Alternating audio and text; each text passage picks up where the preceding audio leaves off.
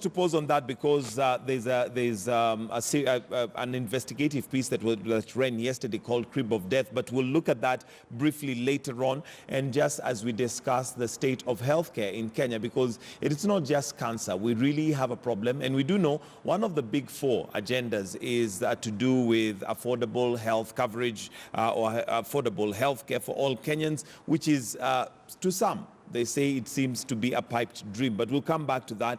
And of course, we'll engage you on that and hear what you have to say or what your thoughts are. But let's look at other stories. Page 11 of the Standard this morning, DP Ruto calls for Jubilee Party unity.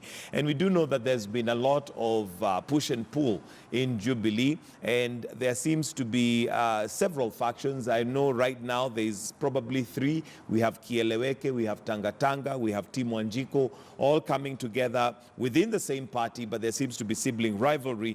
And your thoughts on the Deputy President's plea and his promise that he is going to ensure that Jubilee Party remains united? I think for the first time, the Deputy President, in my view, is starting to be honest to himself.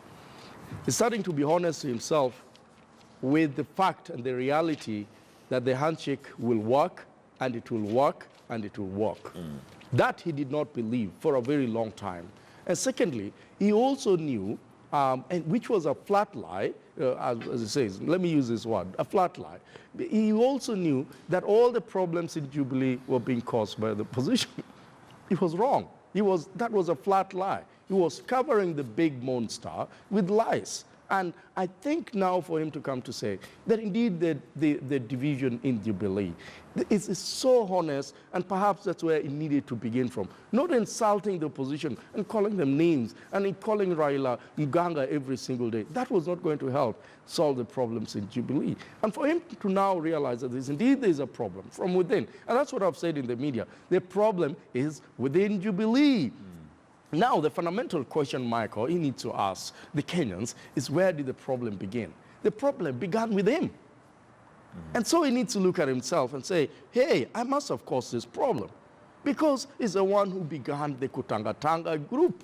He got some few MPs from Western, he got some few MPs from Rift Valley, and some few MPs from Central. He even went all the way to Mombasa and got some few MPs from the opposition. And what did he do? Oh, man. They were given some goodies, and it is known. It is in the public domain. Every weekend you'll get some goodies. Some of these MPs really don't earn much if you look at all the deduction from their salaries. And so if I can go to a guy who can give me handouts every weekend, why can't I be singing the tune of that guy? And so that happened. And so the other guys were left out that looked a little bit pro-Uhuru side were left out. When they were left out, they said, okay, now let's make this thing kuleweke.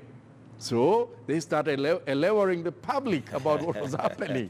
And then the division began. And the women said, but where are we in this thing? Other than two beautiful women or three beautiful MPs there that the DP will like to hang out with, what about these other ones that might not be really beautiful, but might also like Uhuru for that reason? So they decide, okay, we're also going to make our own, and that is going to be a Wanjiku group. So they go out there. Now, if he can know that he is actually the one who began this thing, and it looked like it was a war between him and the president, and so the division emerged, then he needs to come out and start supporting the president, and so that he can embrace the people that were solely supporting the president. In that case, there will be unity. But if he's still continuing with the Kutanga group, and he goes to the media and say, look, I really wish that we could have a Jubilee unity, then he's lying to himself again. This unity will only come when he comes out and totally support the agendas of the president and the handshake, and he says, I'm totally behind you. But not tomorrow you hear Sudi throwing another stone, and you hear Murkomen throwing another stone. And of course, when that stone is thrown, Michael, it will not work. And of course, the question normally is, who do they